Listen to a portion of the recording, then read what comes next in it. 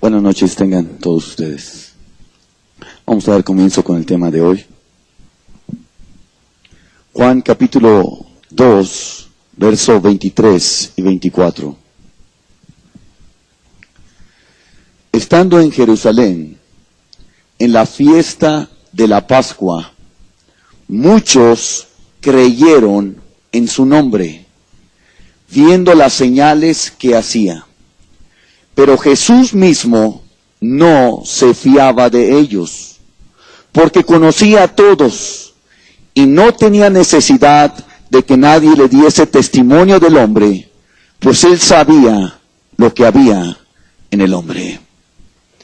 Estando en Jerusalén, en la fiesta de la Pascua, muchos creyeron en su nombre, viendo las señales que hacía, pero Jesús mismo no se fiaba de ellos. La pregunta: ¿cuál es la fe que salva a una persona? Cualquier tipo de fe o la fe bíblica. ¿Por qué es importante para nosotros saber esto? Porque en los últimos días el Señor Jesucristo nos advierte que iba a ser épocas de gran engaño, en el cual se engañaría a mucha gente. El diablo, el cual es un engañador, ¿con qué mejor iba a engañar a las personas, sino dándoles una falsa fe, la cual no salva a nadie? En otras palabras, en los últimos días se predicaría un falso evangelio que produciría una falsificación de la fe. Hoy en día, todo el mundo dice creer en Jesús. Todo el mundo cree en el Señor Jesucristo. Bautistas, presbiterianos, pentecosteses, asambleas de Dios, grupos libres, centros cristianos, amistades cristianas. Todo el mundo dice creer en Jesús. La pregunta: ¿son salvos todos ellos? No solamente ellos, sino que hoy los testigos de Jehová, para ganar más adeptos, van cambiando la fórmula y dicen que ellos también creen en Jesús. Lo mismo hacen los mormones, lo mismo están haciendo los adventistas, y no solamente ellos, sino que ahora el grupo de renovación carismática cristiana en la Iglesia Católica, también ellos aceptan a Cristo y también ellos dicen que creen en Jesús. La pregunta: ¿son salvos todos ellos? ¿Es salvo toda persona que dice creer en Jesús solamente porque él dice creer en Jesús? Vamos a mirar otra vez el texto que acabamos de leer ahorita.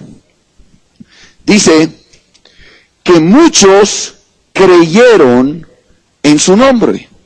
Ahora yo pregunto: ¿eran salvos todos estos que creyeron en el Señor Jesús? Pero Jesús mismo no se fiaba de ellos.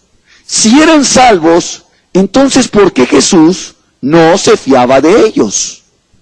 Este texto deja entrever claramente una verdad: que no todo el que dice creer realmente es salvo. Vamos a analizar este punto un poco más ampliamente. Juan capítulo 8, verso 31. Dice así: dijo entonces Jesús a los judíos que habían creído en él. ¿Con qué judíos hablaba Jesús? ¿Con cualquier clase de judío? No, sino con los judíos que ya habían creído en él. ¿Y qué les dice? Si vosotros permaneciereis en mi palabra, seréis verdaderamente mis discípulos y conoceréis la verdad, y la verdad os hará libres. Ah, caray. Le está diciendo que si permanecen en la palabra van a ser discípulos. Así que aunque habían creído, no eran discípulos. Y aún más, le dice que conoceréis la verdad. Aunque habían creído, todavía no conocían la verdad y todavía no eran libres. Estos judíos se extrañaron y dijeron: bueno, ¿a qué le llama ser libres? Le respondieron: linaje de Abraham somos y jamás hemos sido esclavos de nadie. ¿Cómo dices tú seréis libres? ¿A qué te refieres, Señor Jesús? Y luego ya habla clarito. Jesús le respondió: de cierto os digo, que todo aquel que hace pecado, esclavo es del pecado. Y el esclavo, o sea, aquel que es esclavo del pecado, no queda en la casa para siempre. El Hijo sí queda para siempre. Así que, si el Hijo os libertare, seréis verdaderamente libres. Sigue hablando con ellos. Y en el verso 44 les dice, vosotros sois de vuestro padre el diablo. Ah, caray. Ahora les dice que son hijos de Satanás. A estos judíos que ya habían creído en él. Ahora, ¿cuál era la causa por la cual todavía no eran salvos? La causa era esta. Jesús le respondió, de cierto os digo que todo aquel que hace pecado, esclavo es del pecado.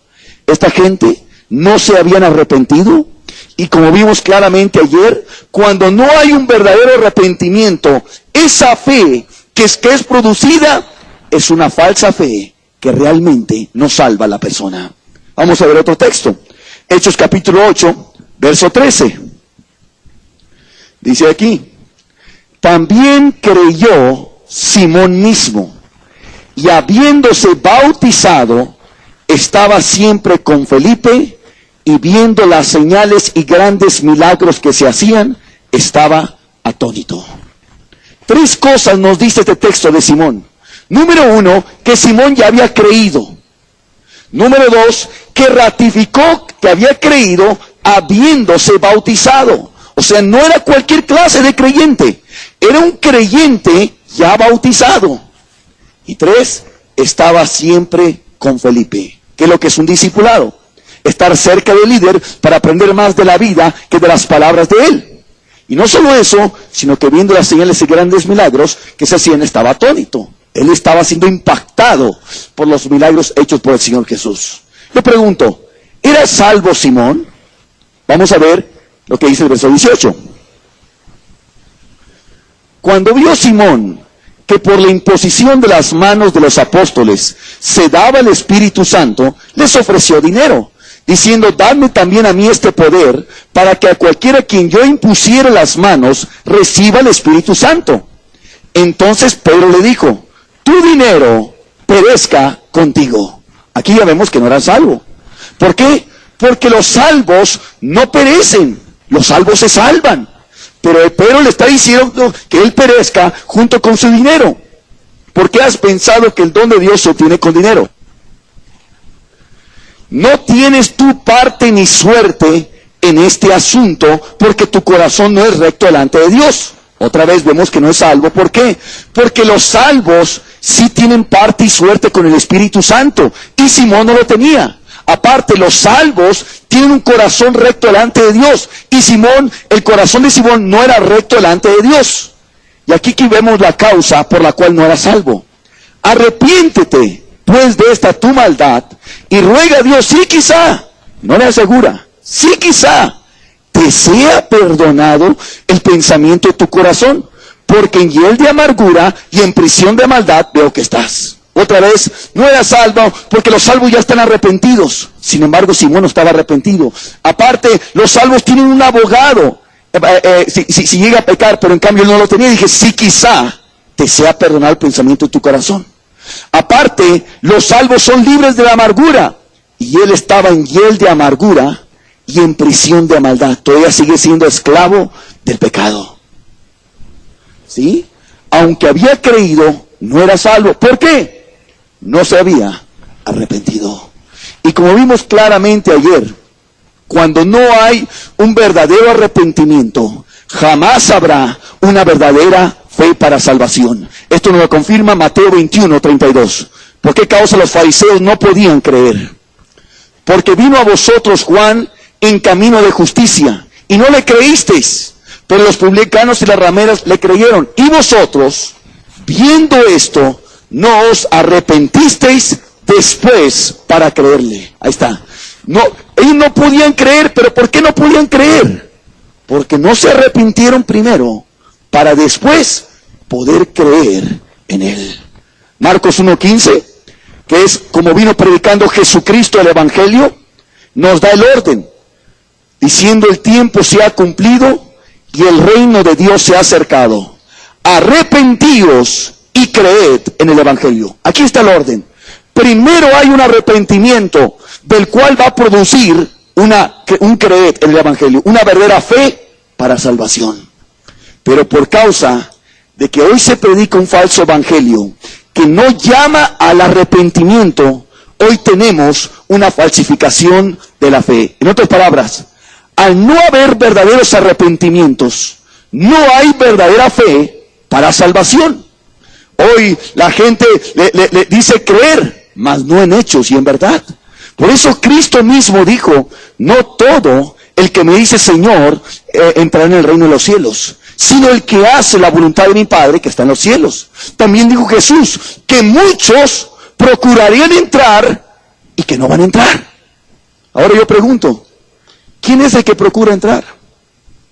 ¿El ateo es el que procura entrar al cielo? ¿Usted ha visto los ateos muy preocupados porque quieren entrar al reino de los cielos? ¿Los paganos quieren entrar al reino de los cielos? ¿Los carnales quieren entrar al reino de los cielos? No. Si estuvieran preocupados en entrar, buscarían la manera cómo entrar al reino de los cielos. ¿Quién es el que quiere entrar al reino de los cielos? Usted y yo. Aquellos que están en las iglesias, buscando estudiar la Biblia, buscando saber cómo poder ser salvos. O sea, los que están en las iglesias son los que procuran entrar. ¿Y qué dijo Jesús? Que muchos de ellos no van a entrar. ¿Por qué? Porque no hay una verdadera fe.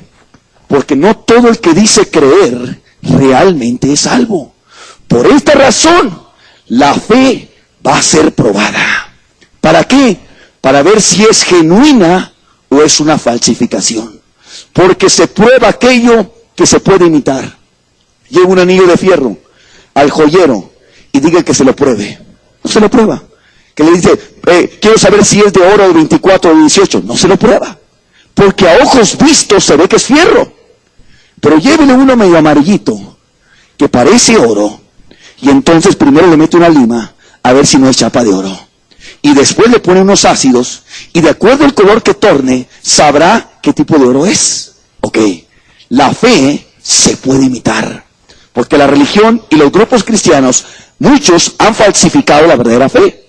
1 Pedro 1:7 nos dice que será probada la fe, para que sometida a prueba vuestra fe, mucho más preciosa que el oro, el cual aunque perecedero se prueba con fuego, esta fe, al ser probada, sea hallada en alabanza, gloria y honra cuando sea manifestado Jesucristo. Aquí nos dice que nuestra fe va a ser sometida a prueba. ¿Por qué? Porque la religión y muchos grupos han falsificado la verdadera fe por una falsa fe que no salva a sus poseedores. ¿Cuál es esta falsa fe que no te salva? ¿Cómo es esta falsa fe que no salva a nadie? El primer ejemplo de falsa fe es la fe mental o la fe del fariseo. Santiago 2:19. Tú crees que Dios es uno. Bien haces. También los demonios creen y ellos tiemblan. O sea, ¿cuál es este tipo de fe? La fe teórica, la fe que es puro conocimiento.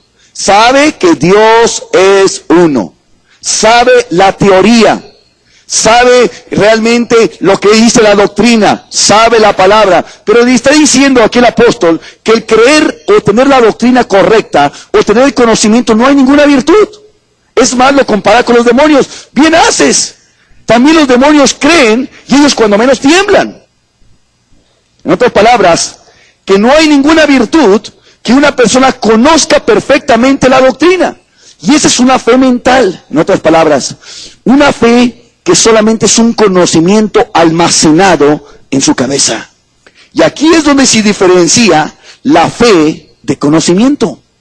Conocimiento es un saber que tú tienes en tu mente.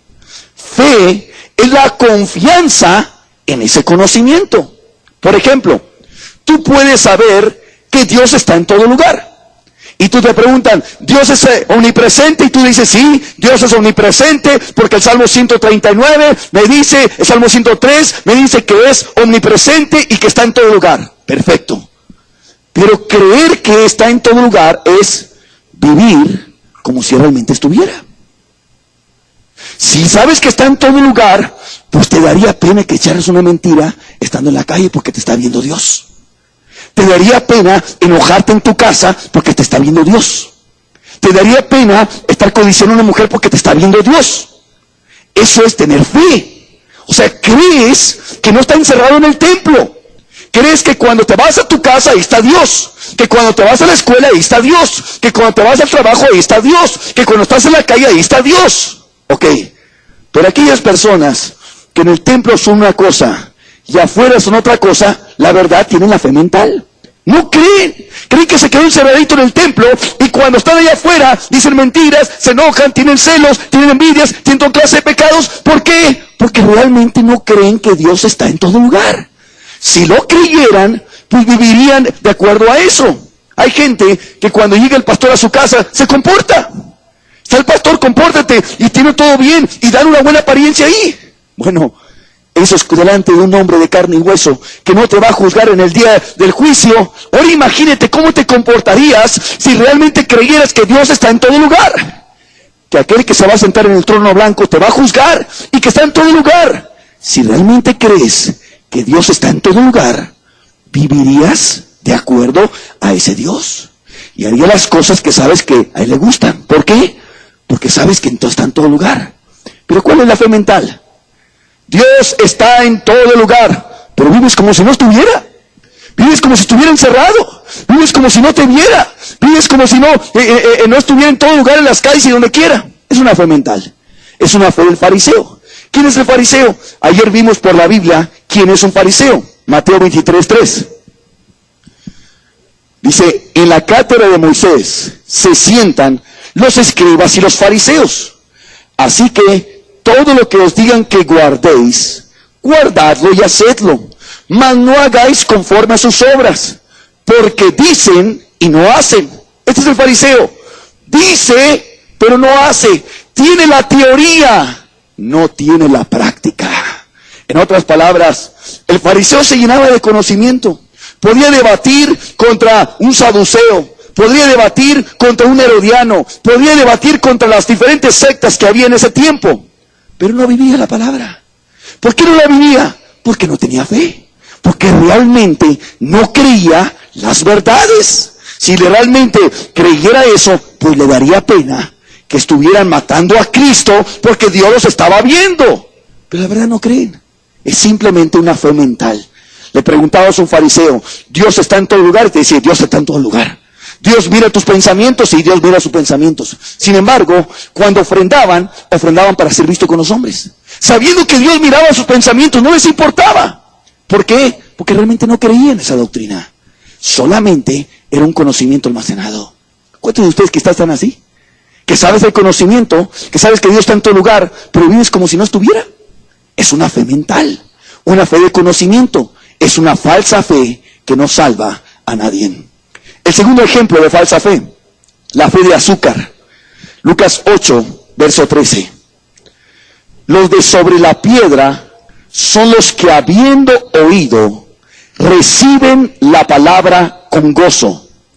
Pero estos no tienen raíces.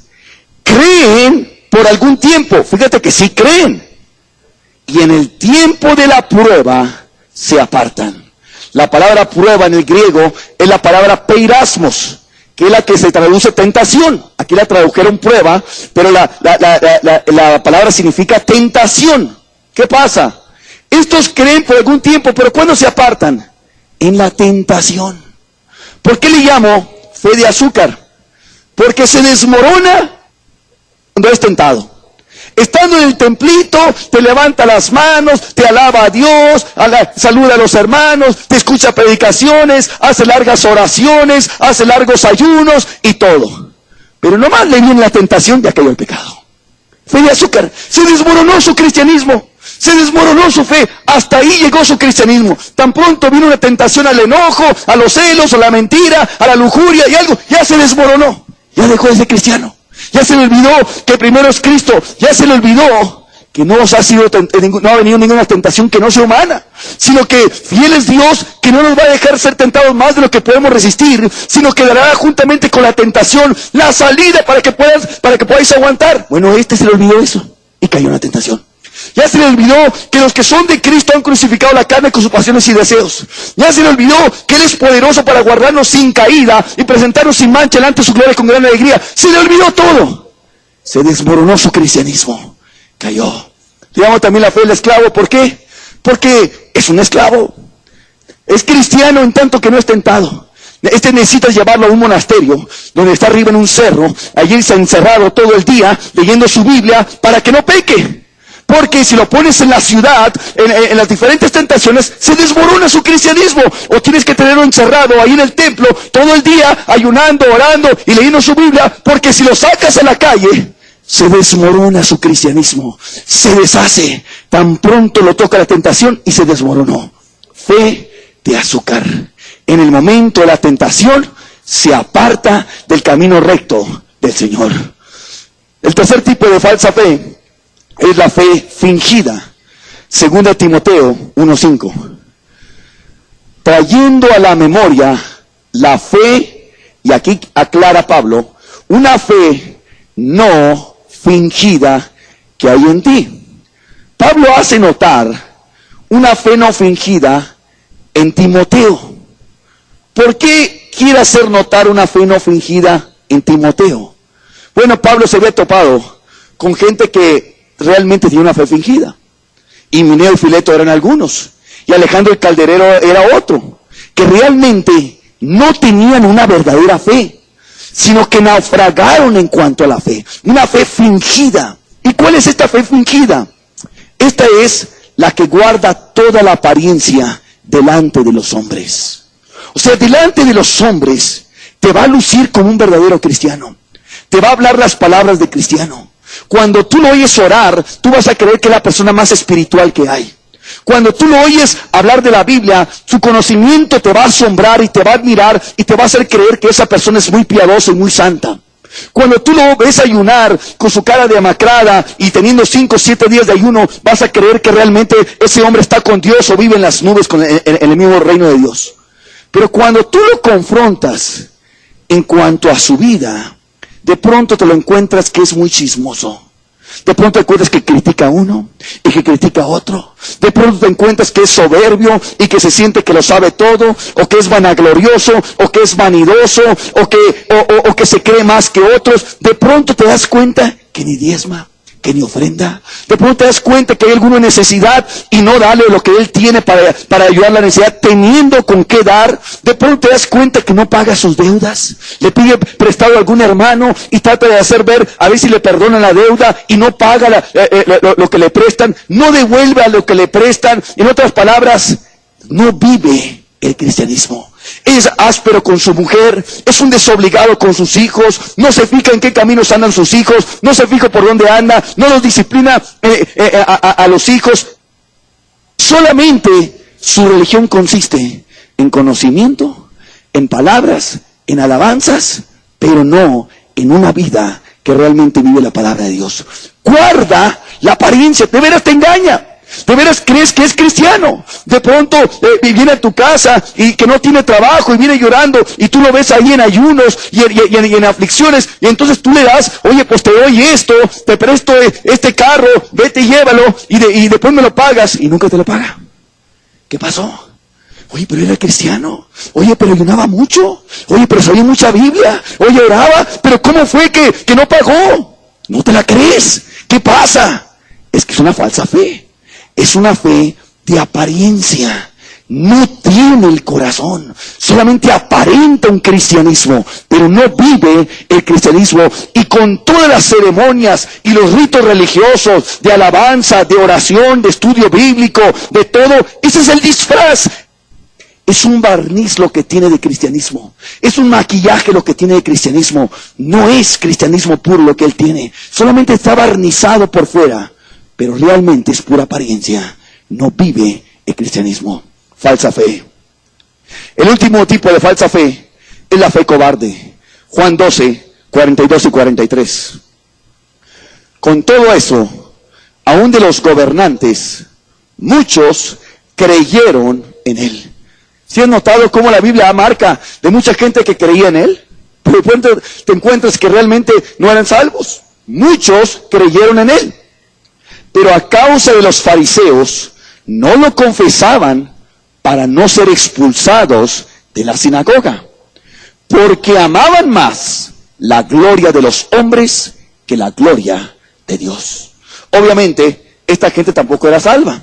¿Cómo sabemos que no eran salvos? Porque los salvos, la Biblia dice que el que me negare delante de los hombres, yo también le negaré delante de mi Padre que está en los cielos. Y estos se avergonzaban del maestro para no ser expulsados de la sinagoga. Aparte, los salvos aman más la gloria de Dios que la gloria de los hombres. Y estos amaban más la gloria de los hombres que la gloria de Dios. ¿Por qué fe cobarde? Porque teme más al hombre que a Dios. Se mueve por el qué dirán de la gente.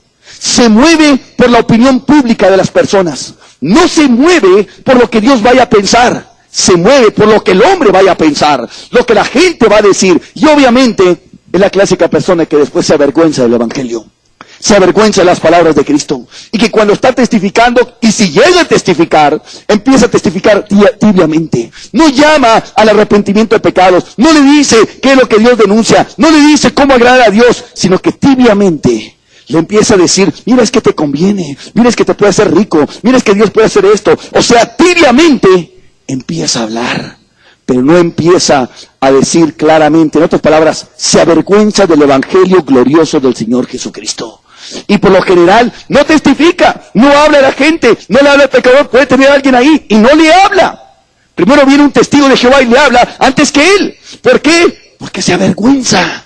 Tiene miedo que lo vayan a acusar de fanático. Tiene miedo las represalias y la persecución que pueda sufrir en su trabajo si saben que es cristiano. Y mejor trata de que sepan que no es cristiano para no tener problemas. Y no solamente eso, sino que después por su cobardía llega a ceder en varios pecados ahí en el trabajo. De pronto su jefe le dice que di esta mentira y él va y dice la mentira porque teme perder su trabajo y por decir, y mejor dice las mentiras y se hace al molde de ellos por su cobardía, por no pararse por la verdad, porque no sabiendo que Dios no hay justo desamparado ni su simiente que mendiga el pan. Él tiene miedo. No solo eso, teme las represalias en su casa, teme lo que vaya a decir su mamá, teme que lo vaya a desheredar su papá si se convierte al cristianismo, y tiene una fe a escondidas. Es una falsa fe, una fe cobarde, que no soporta lo que venga por la causa de Cristo. Esta fe es totalmente vergonzosa, porque ahorita, como estaba mencionado ahorita el hermano, en China hay gente que está muriendo por la causa de Cristo. Que si saben que eres cristiano, te matan. Y allá en China están muriendo por eso. Y estos se avergüenzan, porque van a perder sus amigos, porque van a perder su sociedad, porque los van a tirar de fanáticos, de gente rara, de gente que está mal. Una fe cobarde que no salva a las personas. Ahora, ¿por qué es importante tener una fe real? Primeramente, porque por la fe estamos firmes. 2 Corintios 1:24.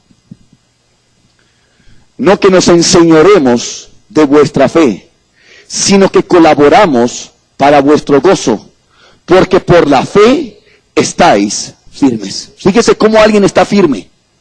Por la fe. No con fuerza de voluntad. No ahí reprimiéndote. No, por la fe. ¿Por qué muchos cada rato caen en el pecado? Porque no tienen la fe. Entonces, si no tienen la verdadera fe, cada rato van cayendo, cada rato van cayendo, cada rato van cayendo. No lo puedes estar firme cuando viene la tentación. Firme ante los embates de la carne. Firmes ante los embates del diablo. La Biblia dice claramente que los hemos vencido a todos. Que somos más que vencedores. Pero muchos nomás hablan que son más que vencedores. Pero realmente siempre están derrotados. ¿Pero por qué están derrotados? Porque no tienen la verdadera fe. Tiene una falsificación de la fe. La persona cree que realmente cree, no cree. Realmente tiene solamente una profesión hueca y vacía que esbozó por sus labios, pero no tiene una verdadera fe que lo hace estar firme en los momentos de conflicto dentro de su fe. En otras palabras, en los momentos en que es probado, sucumbe. No lo hace estar firme, porque no está ahí la verdadera fe. Y mientras no hay verdadera fe, ni fuerza de voluntad, ni cualquier rudimento que tú quieras usar para poder estar firmes te va a ayudar. ¿Por qué? Vas a sucumbir. Lo que nos hace estar firmes en medio de toda esta ola de pecado que vivimos en este mundo lleno de pecado y lleno de maldad, lo que te va a hacer estar firme es una verdadera fe en el Señor Jesucristo. Y si no hay eso, nada te hace estar firme delante de este mundo de pecado. ¿Por qué más es importante la fe? Porque es lo que nos guarda para la salvación. 1 Pedro capítulo 1, verso 5. Que sois guardados por el poder de Dios. Y aquí dice cómo viene este poder de Dios. Mediante la fe. ¿Para qué? Para alcanzar la salvación que está preparada para ser manifestada en el tiempo postrero. ¿Por qué pone aquí la salvación hasta el tiempo postrero? O sea, para alcanzar esta salvación, ¿que no eran salvos? Sí, eran salvos. Pero ¿por qué se las pone en el tiempo postrero? Bueno, Pedro le escribe a una iglesia muy perseguida y que estaban siendo tentados a abandonar el cristianismo y dejar el cristianismo por causa de la persecución. Ahora, ¿qué les dice? No te apartes. Lo que te va a guardar para que tú sigas siendo cristiano en medio de una feroz persecución es la fe. Cuando tú crees en Dios, el poder de Dios viene y te guarda para que soportes las aflicciones presentes que estás viviendo. ¿Nunca has conocido personas que empezaron muy bien en la palabra de Dios y que después se apartaron? Bueno, ¿por qué crees que se apartaron? Porque nadie le evaluó su fe. Nadie se aseguró si realmente tenía una verdadera fe o una fe falsa. Entonces creían que ya era cristiano. ¿Y qué pasaba? Que no tenían una verdadera fe. Y el momento en que se fue entibiando y se fue alejando, se apartó y se fue lejos de Dios. ¿Por qué? Porque no estaba la fe que lo guarda en medio de las aflicciones presentes. ¿Qué es lo que nos va a guardar para que yo siga siendo cristiano de aquí hasta que me muera? La fe. Y cuando no tengo la verdadera fe, nada me puede guardar y a los 5 años me puedo apartar. Si vean lo importante de la fe. Si no tienes la verdadera fe, a los 3 años ya te apartaste. Y solamente va a ser un recuerdo para ti las cosas de Dios. Pero cuando tú ya sabes que tienes la verdadera fe, entonces sabes que tú vas a durar hasta que venga el Señor Jesucristo, porque reconoces que tienes la verdadera fe. Ve qué importante es la fe. ¿Por qué más es importante la fe? Romanos 11:20. Bien por su incredulidad, los judíos fueron desgajadas, pero tú por la fe estás en pie. Porque por la fe estamos en pie delante de un Dios santo y limpio. En otras palabras, ¿quién podrá estar con el fuego abrasador? ¿Quién podrá estar delante de las llamas eternas? ¿Quién podrá estar delante del Dios, el cual es limpio de ojos para ver el pecado y que ni puede ver la maldad? ¿Quién podrá estar delante de aquel que los mismos ángeles dicen, santo, santo, santo? ¿Cómo estar delante de un Dios tan santo sin ser fulminados en su presencia? Por la fe. Por la fe podemos estar delante de Dios. Y los que nos pueden mantener en el mismo cielo es la fe. Pero cuando no hay verdadera fe, es como aquel hombre que creyendo que tenía un traje contra llamas, se pone el traje y entra en un incendio para apagarlo, y cuando entra el incendio para apagarlo, es quemado en ese momento. ¿Qué pasó? ¿Por qué se quemó? Porque era un traje falso, no era un traje contra llamas, era un traje que lo consumía el fuego. Así es la fe. Cuando no tienes la verdadera fe, creerás que podrás presentarte ante Dios, y cuando entres a la presencia de Dios serás fulminado. ¿Qué pasó? No había una verdadera fe en ti, era una falsa fe. La única manera para estar delante de un Dios santo es por la fe en el Señor Jesucristo. La verdadera fe nos hace estar en pie delante de Dios. ¿Por qué más es importante la fe? 1 Pedro 1:9. Obteniendo el fin de vuestra fe. ¿Cuál es el fin? La meta, el objetivo, que es la salvación de vuestras almas. Esto es lo que obtiene la fe, la salvación de vuestras almas. La fe no es un amuleto con el cual yo puedo conseguir cosas. No es un talismán ni una colita de conejo para yo obtener carros y casas y muchas cosas. No, la fe es una confianza plena en el Señor Jesucristo para obtener mi salvación. ¿Por qué? Porque el reino de Cristo no es de este mundo. Y el reino de Dios no consiste en comida y en bebida, sino justicia, paz y gozo en el Espíritu Santo. En otras palabras, el reino de Dios es allá arriba. Y nosotros esperamos cielos nuevos y tierra nueva en los cuales mora la justicia. Nosotros estamos como extranjeros y peregrinos en esta tierra, como gente rara, porque esperamos otro reino, el reino que vendrá con el Señor Jesucristo. Y hacemos tesoros en el cielo, no en la tierra. ¿Por qué? Porque esperamos ese reino.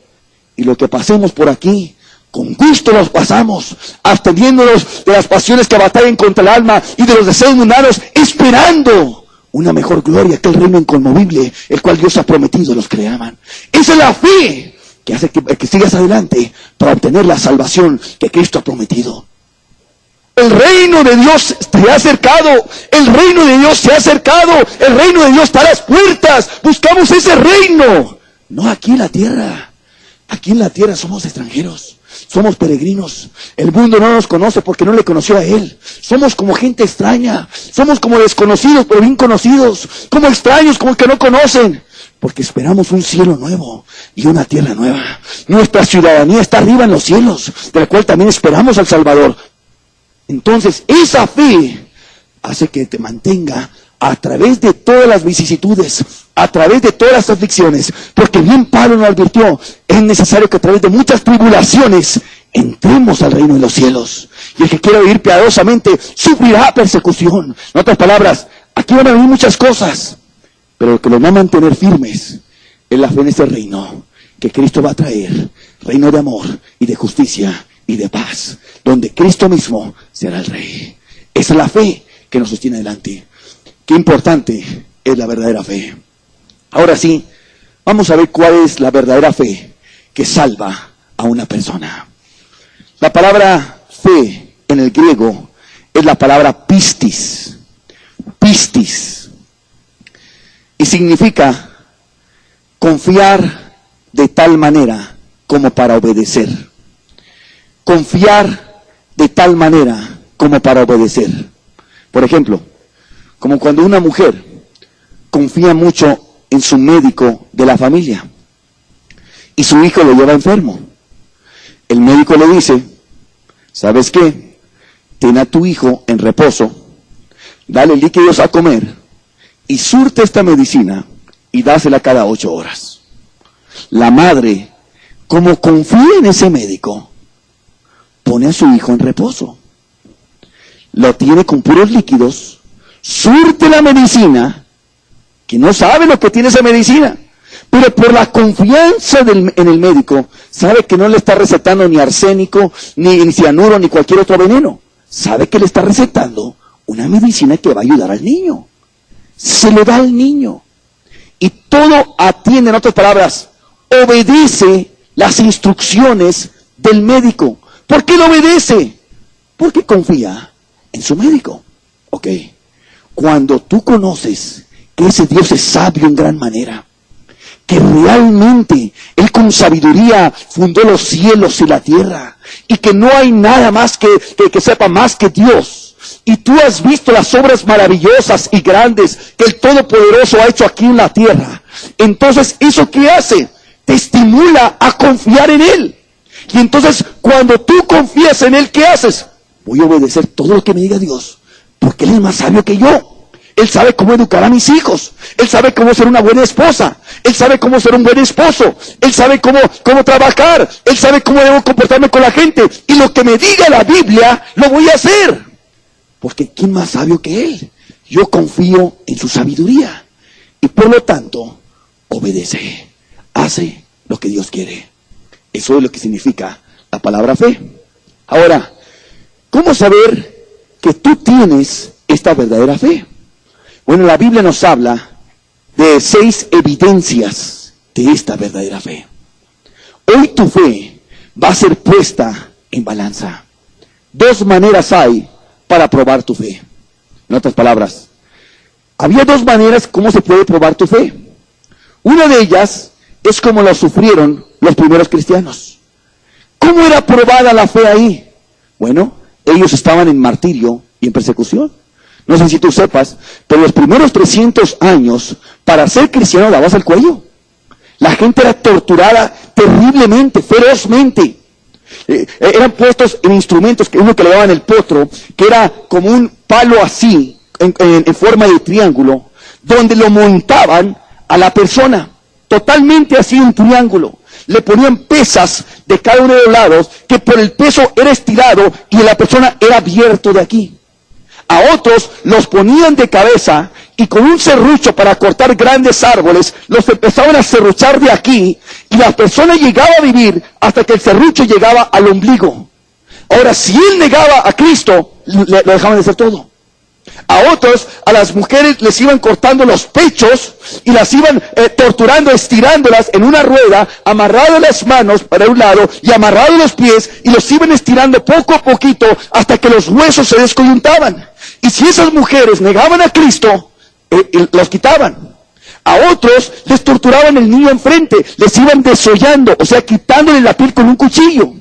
A otros les iban cortando dedo por dedo, dedo por dedo, y cada vez que le cortaban el dedo, le preguntaban, ¿niegas a Cristo? No, el otro dedo. ¿Niegas a Cristo? No, el otro dedo. Hasta que los iban y los terminaban matando todos ellos. Obviamente, el que realmente no tenía verdadera fe, no sufría eso. Te negaba a Cristo. ¿Por qué? Porque ahí se sabía realmente quién era cristiano y quién no era cristiano. Hoy no te vamos a hacer nada de eso. Hoy tu fe te la vamos a probar a través de la Biblia. A la luz de las Escrituras, vamos a ver si tú tienes esta verdadera fe. Si tú tienes las características de la verdadera fe, tú tienes esa fe que salva a la persona y tú aguantarías cualquier tortura que viniera sobre ti. Pero si tú no tienes estas características, tú no tienes la verdadera fe. Y si viniera una persecución que te torturaran, tú negarías a Cristo. No aguantarías. Simplemente negarías a Cristo. ¿Por qué? Porque no hay la verdadera fe que salva a la persona. Empecemos a ver las características. La primera, Hechos capítulo 8, verso 37.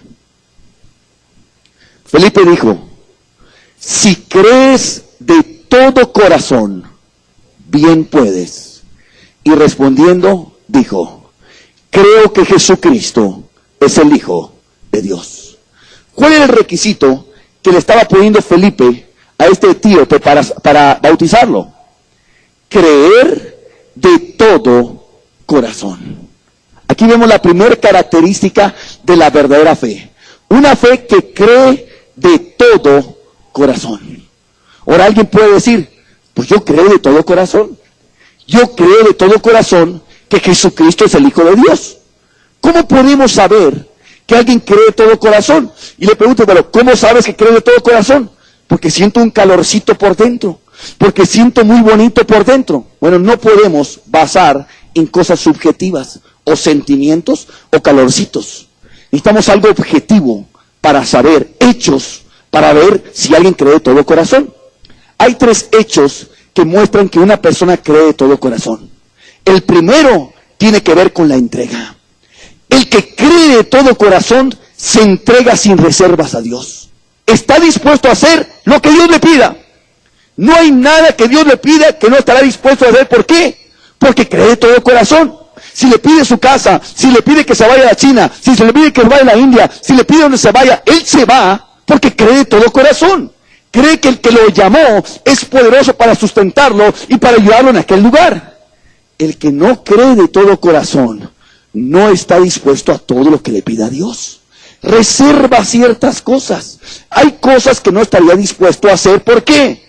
No cree de todo corazón. Abraham, cuando fue probado, Dios le pidió a su hijo. Pero Abraham no reservaba nada a Dios. No reservaba ni su dinero, ni sus siervos, ni nada. Es más, ni a su único hijo reservaba. Cuando Dios le pidió a su hijo Abraham, no fue como te lo pasan en las películas, de que renegó y que se enojó contra Dios. No, inmediatamente cogió a su hijo, se fue al monte Moría con sus 2 siervos. Cuando llegó al monte Moría, le dijo a sus siervos, quédate ahí. ¿Para qué? Para que no lo acompañaran. No sea que viendo a sus siervos que estaban matando a su hijo, aquí lo detuvieran a Abraham y le dijeran, espérate, ¿qué estás haciendo? Estás matando al heredero de las promesas. O sea, ve que este hombre se quería asegurar que nada lo podía detener en matar a su hijo, porque era lo que Dios le había pedido. Cuando iba camino subiendo, su hijo le pregunta, oye papá, aquí está el fuego, y aquí está el cuchillo, pero ¿dónde está el cordero para el sacrificio? Ve, el hijo no sabe nada, el papá sí. Y no se puso Abraham a decirle, mira, mijito, yo te quiero mucho a ti, y la verdad, pero es que primero es Dios. No se empezó a decir nada, no. Dijo, no te preocupes, Dios te proveerá cordero para el sacrificio. ¿Cuál era ese cordero? Isaac. Sabía que Isaac se lo había dado Dios y que parecía Dios. Y luego lo lleva allá arriba y lo pone a sacrificar. Y cuando esté ahí, ya le iba a enterrar el cuchillo, cuando oye una voz en los cielos que decía, Abraham, Abraham, no le hagas daño al muchacho, porque ahora sé que amas a Dios, por cuanto no me rehusaste, y esa es la palabra clave, no me rehusaste a tu único hijo. ¿Pero por qué? ¿Qué fue lo que lo movió a Abraham? ¿Qué creía Abraham para hacer eso? Hebreos 11:17 nos dice que creía Abraham. Por la fe Abraham, cuando fue probado, ofreció a Isaac. Y el que había recibido las promesas, ofrecía su unigénito, habiéndosele dicho, en Isaac te será llamada descendencia. ¿Qué pensaba Abraham para ofrecerlo?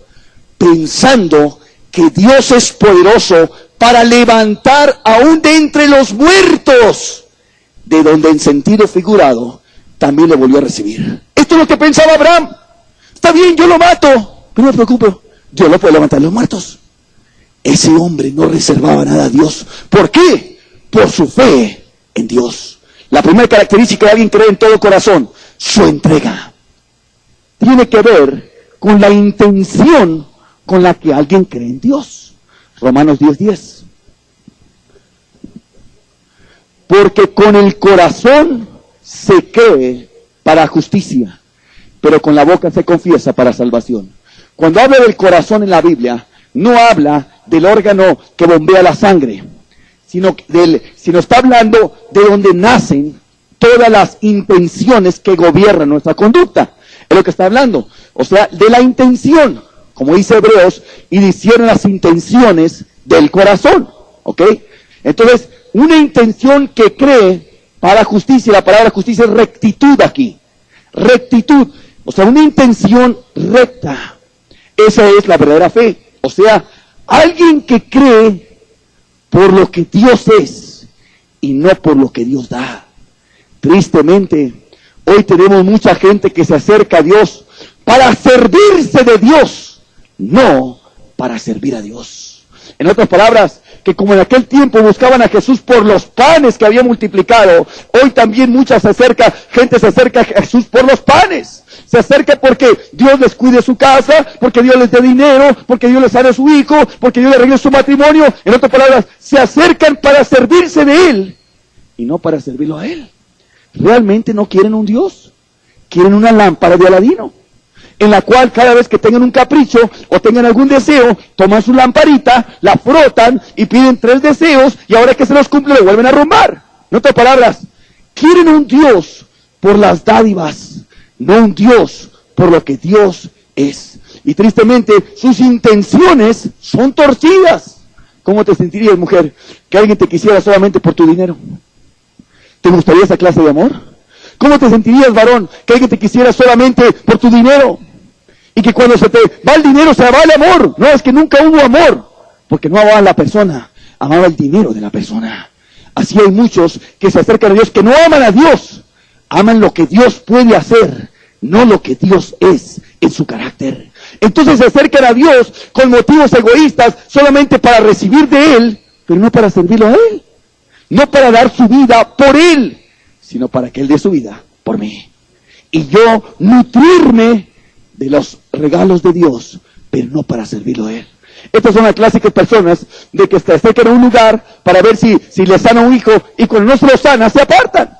¿Por qué se apartaron? Porque no me sanó su hijo. No se acercaron por lo que Dios es, ni por lo que Dios les había dado un hijo, sino se acercan si me sana. Si no me sana, se alejan y se van con el brujo, o con el hechicero, o con el hierbero, o con cualquier otro. ¿Por qué? Porque no se aman a Dios por lo que Dios es, sino por lo que Dios da. Ve que Dios siempre se fija la intención. Y cuando hay una verdadera fe, esa fe brotará de una intención para servir a Dios y y no solamente para servirse de Él. De hecho, esto lo nota mucho Dios. Ahí en Job, capítulo 1, verso 8 dice, y Jehová dijo a Satanás, ¿no has considerado a mi siervo Job, que no hay otro como él en la tierra? ¿Cómo era Job? Fíjate el testimonio que da Dios. Varón perfecto y recto, temeroso de Dios y apartado del mal. ¿Ve qué vida tenía este hombre? ¿Cómo tenía este hombre esta vida? Por la fe.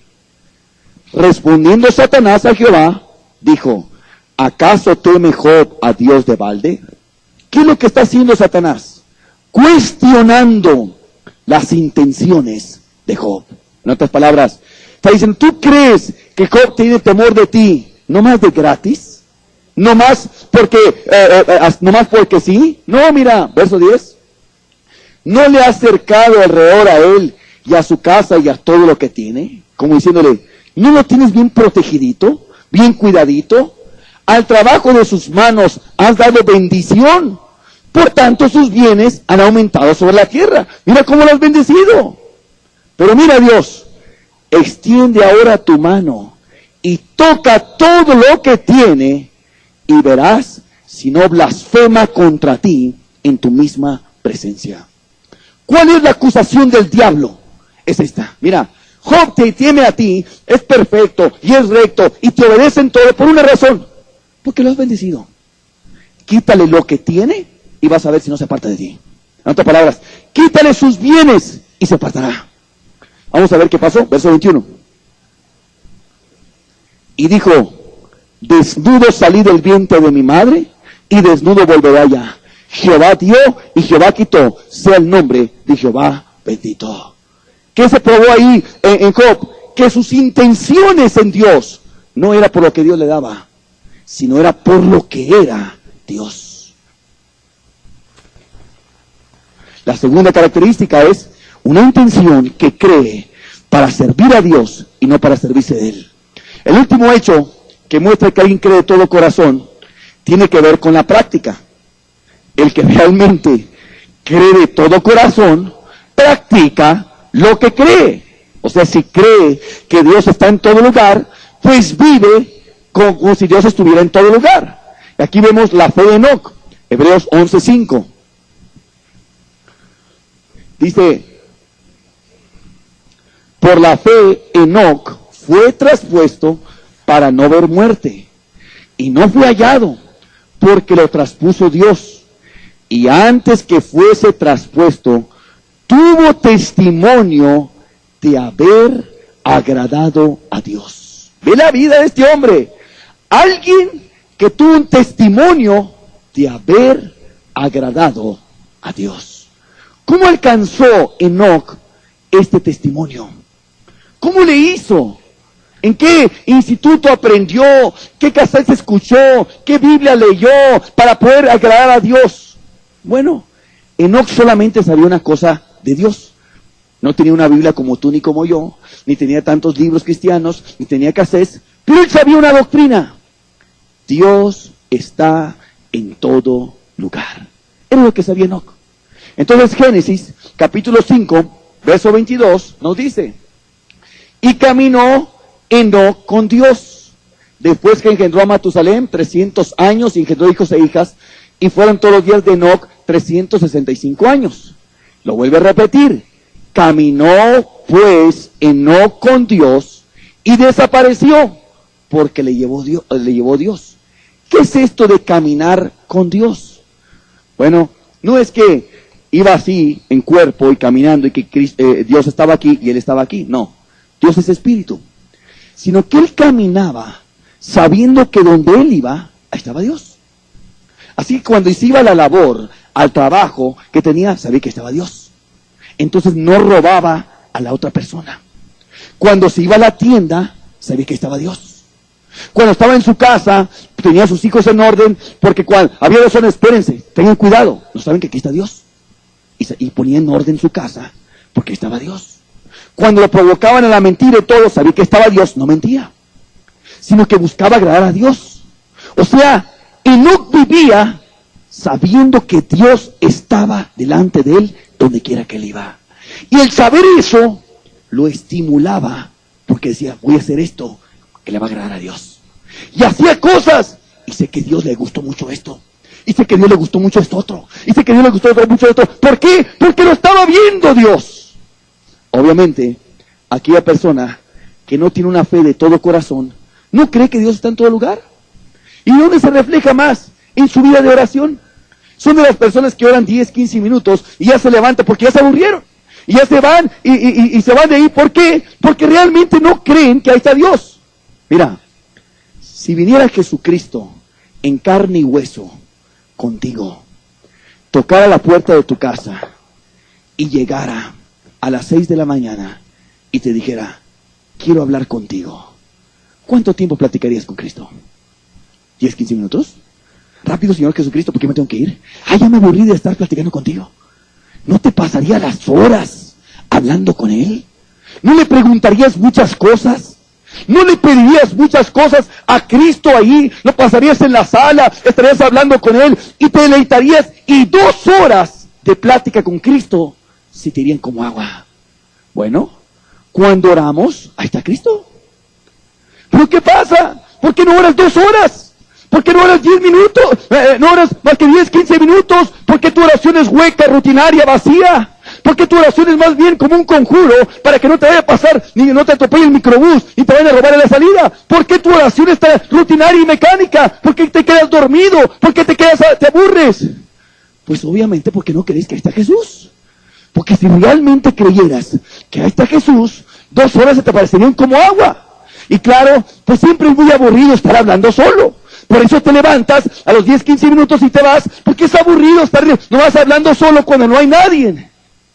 Pero cuando estás hablando, cuando hay la verdadera fe, hablas y hablas y hablas y 2 horas se te van como nada. Pero dirás, es que no lo veo. Claro, no lo ves, porque a Jesús solamente se le ve por los ojos de la fe. El que ve a Jesús, 2 horas se la pasan como si nada. Alguien dirá, ¿pero qué tiene que ver cuánto tiempo oro? ¡Mucho! Cristo reprendió a sus discípulos diciéndole, ¿no habéis podido velar conmigo 1 hora? Ve que Jesús se mide el tiempo y checa cuánto oran y los reprendió por no haber orado 1 hora. Ve cuán importante es para el maestro estar 1 hora. ¿Y por qué es importante? Porque cuando te gusta mucho algo y cuando te deleita mucho algo, te la pasas ahí. Cuando una persona te es muy agradable y platicas con él, se te va el tiempo, se te vuela el tiempo. Pero cuando te es desagradable, ya te quieres ir. Cuando es agradable la plática con Jesús, ahí te quedas. Ahí te quedas, te levantas temprano, y estás hablando y orando. Los grandes hombres de fe son grandes hombres de oración. Pero los que tienen poca fe, no oran. Y su oración solamente es, dame, dame, dame. Un mero hechizo, un mero conjuro, solamente, Señor, protégeme que no me atropelle el microbús, que no me vaya a pasar nada a mis hijos, que no vayan a robar a mi esposo, que no se vaya a caer nada. O sea, solamente es como un conjuro. Usando la fórmula en nombre de Cristo, se levantan y se van. Realmente no es una oración, es una letanía, es un rezo, es solamente estar esbozando palabras mecánicas y rutinarias, pero que no es una comunión íntima con Cristo, que dijo, yo estoy con ustedes todos los días hasta el fin del mundo. ¿Qué es lo que pasa? No hay una fe de todo corazón. No se cree de todo corazón que ahí está Jesús. Y eso hace que la gente no ore. Que la gente ore poquito. Porque no se cree que ahí está Jesús. Si se creyera, la vida de oración sería abundante. La segunda característica de la verdadera fe. La primera era creer de todo corazón. La segunda, Hechos 15, verso 9. Y ninguna diferencia hizo entre nosotros y ellos, purificando por la fe sus corazones. Purificando por la fe sus corazones. O sea, es una fe que purifica el corazón. La palabra griega purificar es catarizo, que significa liberar de toda mezcla. ¿De qué mezcla te va a liberar? ¿Qué es lo que hay en el corazón primeramente? Marcos 7, verso 21 y 23. Porque de dentro del corazón de los hombres salen los malos pensamientos, los adulterios, las fornicaciones, los homicidios, los hurtos, las avaricias, las maldades, el engaño, la lascivia, la envidia, la maledicencia, la soberbia, la insensatez. Todas estas maldades de dentro salen y contaminan al hombre. Bueno, el que tiene la verdadera fe lo purifica de todo esto para que ya no salga. En otras palabras, este es lo que es un corazón no regenerado. El corazón no regenerado tiene todo esto. Y la verdadera fe lo purifica para que no salga todo esto. De hecho, esa es la promesa del nuevo pacto. ¿Sabes por qué hay un nuevo pacto? Porque en el nuevo pacto no solamente nos dan leyes, sino nos da el corazón para cumplir las leyes. O sea, nos da el poder para obedecer a Dios. Pero cuando no está el corazón, no puedes obedecer a Dios y caerás en uno y caerás en otro. Pero la promesa del nuevo pacto es, os pondré un corazón nuevo. Ezequiel 36, versos 26 y 27. Esta es la promesa del nuevo pacto. Os daré corazón nuevo y pondré espíritu nuevo dentro de vosotros. Y quitaré de vuestra carne el corazón de piedra. Y os daré un corazón de carne, o sea, un corazón sensible. ¿Y qué más? Y pondré dentro de vosotros mi espíritu. ¿Para qué es todo esto? Y haré que andéis en mis estatutos y guardéis mis preceptos y los pongáis por obra. Para eso es el nuevo corazón. Para ahora sí, obedecer a Dios. Pero obedecer a Dios de corazón. Esa es la promesa del nuevo pacto. ¿Cómo se recibe ese nuevo corazón? Por la fe. Yo quiero decirles una cosa. La salvación es algo divino. Es el mayor milagro que hay. ¿Por qué? Porque cualquiera, ahorita hasta te hacen operaciones y te hacen que veas bien. Hasta cualquier médico te salen muchas enfermedades. Y hechiceros y brujos te salen enfermedades. Pero ningún hechicero, ni brujo, ni médico puede ser que una persona que era muy pecadora, ahora del corazón quiere ser muy santo. Nadie te lo hace. No lo puedes hacer. ¿Por qué mucha gente batalla con la vida cristiana? Porque están reprimidos. Son verdaderas ollas express. Tienen el mismo corazón de piedra y quieren obedecer a Dios.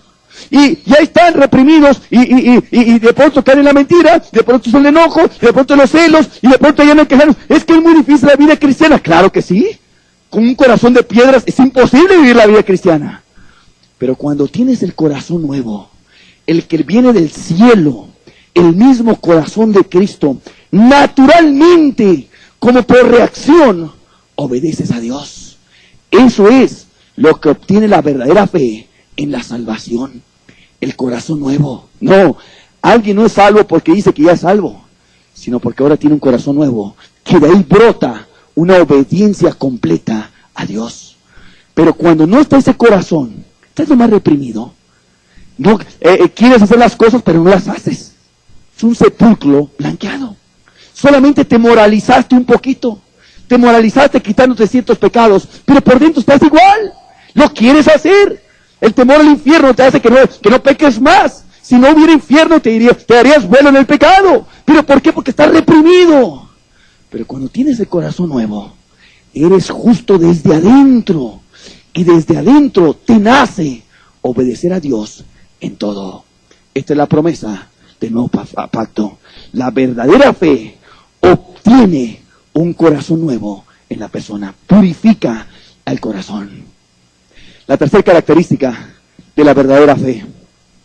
Santiago capítulo 2, verso 17. Así también la fe, si no tiene obras, es muerta en sí misma. Pero alguno dirá, tú tienes fe y yo tengo obras. Muéstrame tu fe sin tus obras y yo te mostraré mi fe por mis obras. ¿Cuál es la característica de la verdadera fe? Una fe que tiene obras. Porque la fe, si no tiene obras, es muerta. O sea, no tiene vida. No salva a nadie.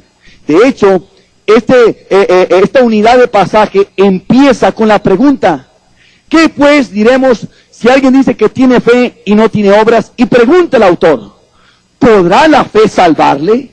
¿Cuál fe está hablando ahí? La fe que no tiene obras. ¿Podrá una fe sin obras salvar a tal persona? No lo puede salvar. No puede salvar a tal persona. Es muerta, no sirve para nada.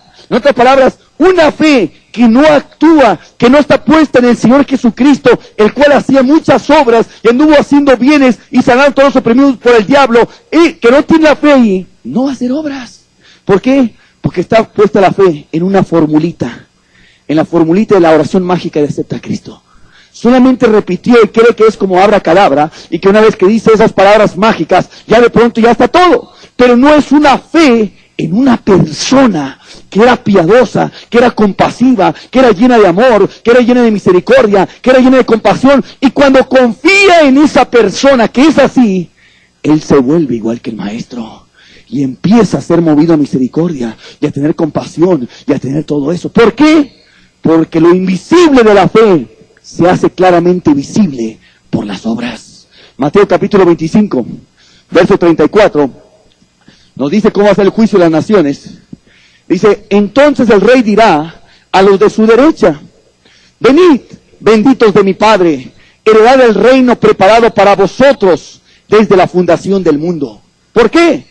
Porque tuve hambre y me disteis de comer, tuve sed y me disteis de beber, fui forastero y me recogisteis, estuve desnudo y me cubristeis, enfermo y me visitasteis, en la cárcel y vinisteis a mí. Entonces los justos le responderán diciendo, Señor, ¿cuándo te vimos hambriento y te sustentamos? ¿O sediento y te dimos de beber? ¿Y cuándo te vimos forastero y te recogimos? ¿O desnudo y te cubrimos? ¿Y cuándo te vimos enfermo y en la cárcel y vinimos a ti? Y respondiendo el rey les dirá, de cierto os digo, que en cuanto lo hicisteis a uno de estos mis hermanos más pequeños, a mí lo hicisteis. Estas personas, ¿dónde se veía su fe? Por sus obras. ¿Por qué? Porque ellos hacían las cosas como para Cristo. Sí, veían un hambriento, le daban de comer. Veían un sediento, le daban de beber. Estaban en la casa y visitaban a la gente. O sea, era gente piadosa, gente compasiva, gente misericordiosa, gente que atendía al menesteroso, al necesitado. Y quiero decirles hoy se ve un cristianismo repugnante, aborrecible, que hay mucha gente necesitada ya hasta afuera. Ya han hecho el cristianismo solamente en 4 paredes, solamente cantando alabanzas, oyendo sermones, recibiendo estudios, y los necesitados allá. No hay un cristiano que los ayude allá afuera. ¿Por qué? Porque no hay una verdadera fe. Qué triste, el mismo DIF va a condenar a muchos que se llaman cristianos, porque ellos cuando menos recogen a los necesitados. Y de pronto pasa uno que se llama cristiano, y parece como si fuera un sacerdote, un levita, en la parábola del samaritano, que le saca la vuelta al hombre, y tiene que llegar un samaritano, uno del DIF, a recoger al necesitado, porque no hay alguien que tenga misericordia de una viuda, de un huérfano, de los niños de la calle, de los hombres que están en la central y se duermen allá afuera, de los borrachitos, de toda esa gente. ¡Ay! Por su pecado están así. Sí, es cierto, por su pecado están así, pero Cristo tuvo misericordia de esos que estaban así y les dio de qué comer. Qué repugnante ese cristianismo que hoy se ve, que solamente es para acá, para acá, para acá, y no ayuda al necesitado, y no ayuda al huérfano, y no ayuda a todos ellos. ¿Qué va a decir? Si Cristo en aquel día, no me diste de comer, ¿cuándo? Sí, cuando andaba allá afuera. Porque el cristianismo que se ve, es un cristianismo solamente de aprender, pero no de tener un corazón compasivo con la gente. Ve al otro lado del texto. Entonces dirá también a los de la izquierda, apartaos de mí, malditos, al fuego eterno preparado para el diablo y sus ángeles. Porque tuve hambre y no me diste de comer. Tuve sed y no me disteis de beber. Fui forastero y no me recogisteis. Estuve desnudo y no me cubristeis. Enfermo y en la cárcel y no me visitasteis. Entonces también ellos le responderán diciendo, Señor, ¿cuándo te vimos hambriento, sediento, forastero, desnudo, enfermo o en la cárcel y no te servimos?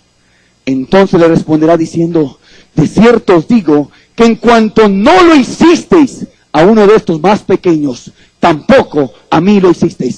E irán estos al castigo eterno. ¿Sí? Velos estos. Pero una cosa sí te digo, si lo hubieran visto a Cristo enfermo, sí lo visitan. Si Si lo hubieran visto a Cristo en la cárcel, sí lo visitan.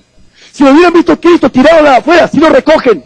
Si lo hubieran visto a Cristo con cualquier necesidad, sí lo ayudan. Pero lo ayudaban porque es Cristo. Porque nos conviene.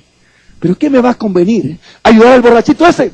Ayudar al necesitado. Ayudar a la viuda. Es un pobre necesitado. Allá él, que lo ayude Dios. Yo no. Ahí está la conveniencia.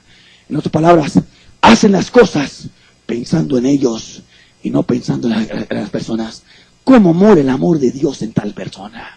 ¿Cómo morará la fe de aquel en creer en Cristo cuando Cristo era muy compasivo y lleno de misericordia? ¿Cómo estará la fe en aquellos que profesan ser cristianos y no ayudan al necesitado?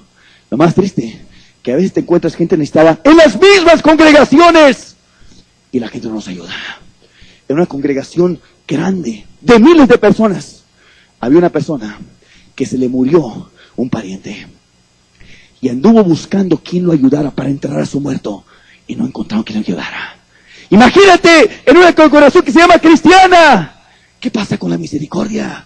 Un cristianismo de salón, de estudios, de sermones, de solamente sentirse para acá, pero no de servir a la gente. La fe sin obras es muerta. Dios te va a decir en aquel día, si tú no tienes obras, apártate de mí, maldito, al fuego eterno preparado para el diablo y sus ángeles. Porque tuve hambre y no me diste de comer. ¿Cuándo, Señor? Cuando estaba en aquel borrachito, ahí estaba yo. Y aquella persona que estaba necesitada, ahí estaba yo. Pero es que no tengo. Ok, si no tienes, eres libre de eso. Pero si teniendo con qué ayudar a la persona y no ayudas, entonces estás bajo condenación. ¡Ay, pero hay tanta gente necesitada! ¿Cómo voy a ayudar a todos? La Biblia dijo que no eres responsable de todos los que están necesitados, sino el que Dios pone en tu camino, como en la parábola del samaritano. A ese que Dios puso en tu camino, que para ayudarlo, y que tienes con qué, de ese eres responsable. No de todos los necesitados de Querétaro, sino de aquel que Dios pone en tu camino, teniendo tú con qué ayudar. Fe sin obras es muerta. La siguiente característica de la verdadera fe. Gálatas capítulo 5, verso 6. Porque en Cristo Jesús ni la circuncisión vale algo, ni la incircuncisión, o sea, los ritos, sino la fe que obra por el amor. La fe que obra por el amor. O sea, la característica es esta. Una fe que obra, que trabaja, que se mueve por amor. O sea, alguien que en su servicio a Dios lo hace nacido de un corazón de amor. Que cuando lee la Biblia, la lee no porque se lo mandan, sino porque ama tanto al Dios que la hizo, que la inspiró, que la lee. Que cuando ora no solamente para cumplir el mandamiento, sino porque se deleita hablando con Jesús y porque en su presencia hay plenitud de gozo. Que cuando predica a las personas, lo hace porque ama a la gente y no quiere que se vaya al infierno. Y le predica advirtiéndole su mal camino para que se arrepiente y se salve.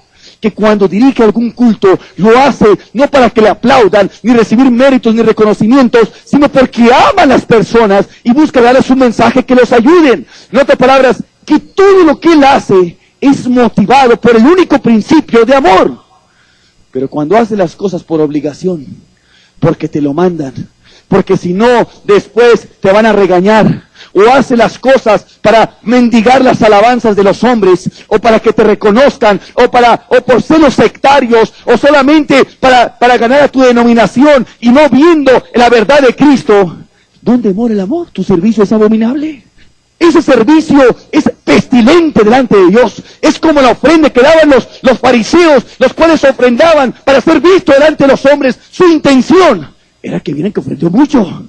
Demudaban sus rostros para que vean que ayunaban y que la gente recibiera: ¡ah, ese hombre es muy espiritual, ayuna mucho! De cierto te digo que tú ya tienes tu recompensa aquí en la tierra. ¿Cuáles eran los motivos, las intenciones que habían detrás de su servicio?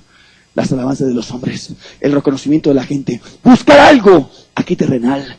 No querían lo de arriba, querían ya su recompensa aquí abajo. Y cuando tú haces cualquier cosa pensando mendigando un reconocimiento, mendigando las alabanzas de los hombres, buscando que la gente te diga qué bien lo haces. Tú no tienes el principio de amor, tú no tienes la verdadera fe. Tú estás buscando los tesoros aquí abajo de la tierra. Tú buscas la gloria de los hombres y no la gloria que proviene del Dios vivo. Es una fe que no está actuando por amor. Y de ahí viene que muchos batallan con la vida cristiana. Ay, ¿cómo oigo esa queja yo? Qué difícil es la vida cristiana. Qué difícil es la vida cristiana. Obviamente, cuando no hay amor, qué difícil es la vida cristiana. Yo veo a los jóvenes jugando fútbol en lugares como Ciudad Valles y Monterrey, a 37 grados centígrados. Ahí están.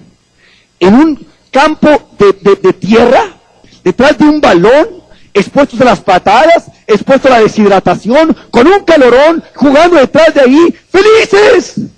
¿Qué los motiva? Aman mucho el fútbol. Y como lo aman, todos lo sufren. Todos lo creen que van a meter gol. Todos lo esperan, todos lo soportan, porque lo aman el fútbol. Y no importa si hace calor, si hay patadas, si hay pleitos, aman el deporte. Y todos lo sufren. Porque cuando a ti te gusta mucho algo, te es muy fácil. Pero cuando no te gusta, qué difícil es aquello. Cuando te gusta mucho el ser cristiano, qué fácil es ser cristiano. Pero cuando no te gusta y estás nomás reprimido, qué difícil va a ser la vida cristiana para ti. Qué difícil van a ser los mandamientos. Qué difícil va a ser obedecer a Dios. ¿Cómo sabes tú si amas a Dios? 1 Juan 5:3 te lo dice. Pues este es el amor a Dios. ¿Cuál es el amor a Dios? Que guardemos sus mandamientos. Y sus mandamientos no son gravosos. ¿Para quién no son gravosos? Para el que ama a Dios. Pero cuando tú no amas a Dios, los mandamientos son una carga. De hecho, la palabra gravosos no son una carga pesada.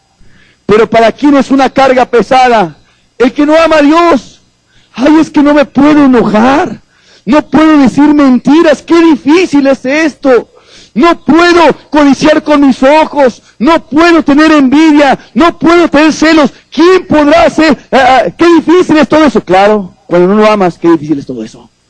Porque no hay amor. Pero cuando hay amor, todo es fácil. Uy, yo conozco personas que por amor a su trabajo nunca hacen nada mal. Porque aman su trabajo. Personas que para ser una mesera le piden que se corte el pelo a una mujer que se rape como hombre y se vista como ramera, y ahí está, vestida como ramera, con el pelo corto, sirviendo mesas simplemente por un trabajo. Imagínate cuando tú amas a Dios, ¿qué no cambiarás de tu vida por amor a Él? Pero cuando no hay amor, no hay cristianismo. Jesús lo puso bien claro. El que tiene mis mandamientos y los guarda, ese es el que me ama.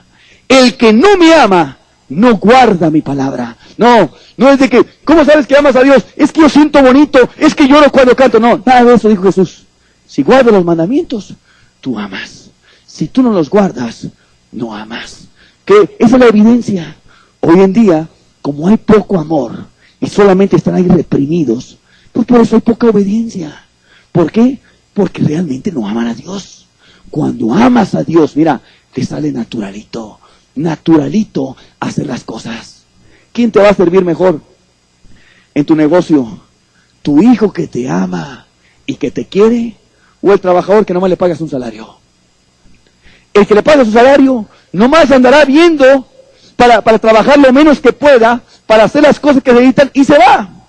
Tu hijo no. Tu hijo estará pendiente que todo esté bien, que nadie robe, cuidando el negocio, y no batalla, le sale naturalito, porque es de su padre. Pero el otro no lo hace por un salario. ¿Cuántos de ustedes son puros asalariados delante de Dios? Que sirve solamente para que te bendiga Dios, pero no hay un amor que hace las cosas para obedecer a Dios en todo, y que te nace naturalito, porque lo amas a aquel. No, pero ¿qué es lo que pasa? Por eso es difícil la vida cristiana.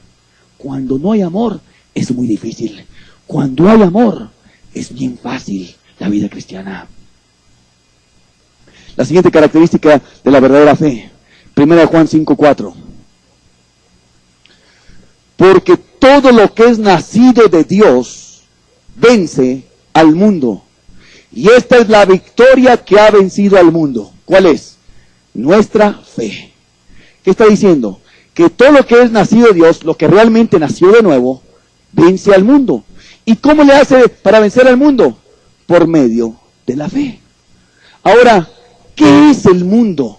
Los árboles, los cerros, las calles. ¿Qué será el mundo en la Biblia?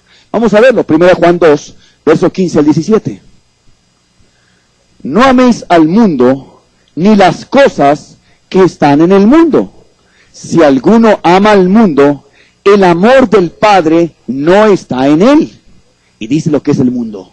Porque todo lo que hay en el mundo, ¿qué es lo que hay? Número 1, los deseos de la carne, los deseos de los ojos y la vanagloria de la vida no proviene del Padre, sino del mundo.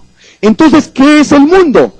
Aquello que te va a nutrir los deseos de la carne, aquello que te va a nutrir los deseos de los ojos, aquello que te va a nutrir la vanagloria de la vida, eso es el mundo. En otras palabras, no es la tela, no son los árboles ni los pájaros, sino aquello que provee para esos deseos. Por ejemplo, las revistas pornográficas, eso provee para los deseos de la carne, excita al que lo está leyendo y está viendo eso. Las revistas de karate y de todo esto, excita hacia la violencia, hacia el karate, hacia todo eso. Pero no solamente eso, también la televisión.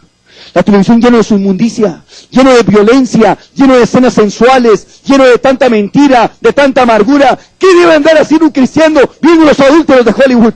¿Qué debe andar haciendo un cristiano viendo los adúlteros de Televisa y los homosexuales de todos ellos? ¿Qué tiene que andar haciendo la luz con las tinieblas? ¿Qué tiene que estar teniendo comunión con Belial ahí? ¿Qué? ¿Te vuelve más espiritual? ¿Qué estás entreteniendo cuando ves la televisión? ¿El espíritu o la carne? ¿Qué es lo que entretienes? ¿Te hace más espiritual? ¿Te acerca más a Dios? ¿Te llama al arrepentimiento? ¿Qué hace la televisión? Nada de eso. El que hace el programa no está pensando en los cristianos que hay en este mundo. El que hace los programas lo hace pensando en la gente carnal que hay en este mundo. Es lo que hace. El programa está diseñado para entretener la carne de los mundanos. ¿Y qué anda haciendo un cristiano viendo eso? Uno que se llama cristiano. No hay verdadera fe. ¿Te imaginas tú a Cristo viendo televisión? Mientras las almas están perdiendo allá afuera. Y había cosas de entretenimiento en aquel tiempo. Los griegos tenían muchos entretenimientos. Y no iba Cristo a ellas. ¿Por qué? Porque mi voluntad es hacer la voluntad del Padre. Esa es mi comida. Hacer la voluntad del Padre. Dime, ¿qué entrañas tendrás tú que puede estar aplastado ahí, viendo ese cajón diabólico, pervirtiéndote más, mientras las almas están yéndose al infierno? ¿Cómo te sientes? ¿Qué clase de corazón hay? Dime, si esta ciudad estuviera incendiándose totalmente, ¿estarías tú muy cómodo viendo la televisión? ¿O le decidirías a la gente, salir de sus casas porque la ciudad se incendia? ¿No les avisarías? ¿Cómo puedes estar tú tan tranquilo sabiendo que esta ciudad está yéndose al infierno por sus pecados? Y tú estás muy tranquilo, divirtiéndote ahí con Chabelo. ¿Qué clase de corazón habrá serrín en ti para que no sientas el dolor que las almas están yéndose en el infierno? Cuando Cristo dejó su trono y dejó su gloria y se hizo hombre porque quería salvar a los pecadores. Y no hay ese mismo sentir que hubo en Cristo Jesús en ti. ¿Por qué no habrá eso? Porque no hay esa fe que vence al mundo. Dice la Biblia, si habéis resucitado con Cristo, buscad las cosas de arriba, donde está sentado Cristo, no las de la tierra. Por eso que ninguno que ve televisión va a entrar al reino de los cielos. Se va a aburrir. Allá no va a estar los adúlteros de Hollywood ni los de Televisa. Allá nomás le va a estar a unirse el coro de ángeles que están gritando, Santo, Santo, Santo, al Señor Dios Todopoderoso. Y nomás estaremos regocijándonos en la presencia del Señor, oyendo a Él la palabra. No va a estar ahí ninguna televisión, ni nada de eso. Pero no solamente la televisión, no estoy hablando del aparato, sino los programas que vienen ahí. ¿Qué es lo que te estimula? Bueno, en la televisión evidencia lo que hay en tu corazón. ¿Cómo te sentirías, mujer, que tú te vas de viaje y tomas un autobús y te sientas y al lado de ti se sienta un hombre y con todo descaro abre una revista pornográfica? ¿Qué sientes, mujer? ¿No te sientes incómoda? ¿No buscas otro asiento? ¿No le dices al chofer, quítame este degenerado de aquí? No buscas algo porque te lo quiten. ¿Por qué? Porque sabes que lo que lee es lo que hay en su corazón. ¿Sabes qué hay en tu corazón? Lo que tú ves. Esas películas eróticas, hay lujuria en ti. Esas películas de violencia, hay pleitos en ti. Hay amargura en ti. Esas películas de karate, hay pleitos en ti. Es lo que hay, violencia hay en ti. Por eso, te la pasas 2 horas. Y mientras, la Biblia está arrumbada, llena de polvo. Qué triste. A veces me encuentro gente que nunca ha leído su Biblia completamente. Y se llaman cristianos. Y nunca han leído la Biblia de pasta a pasta.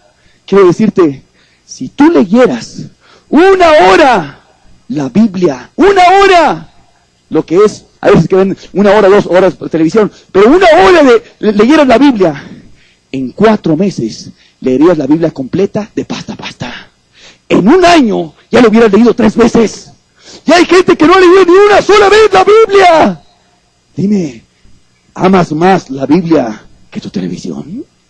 ¿Amas más los programas de televisión que la Biblia? Eso revela dónde está tu tesoro. Ahí está tu corazón. Dime en qué pasas tu tiempo y te diré dónde está tu tesoro. Si hubieras leyendo la palabra, es que ahí expresarías tu amor hacia eso. ¿Qué más es del mundo? Las modas.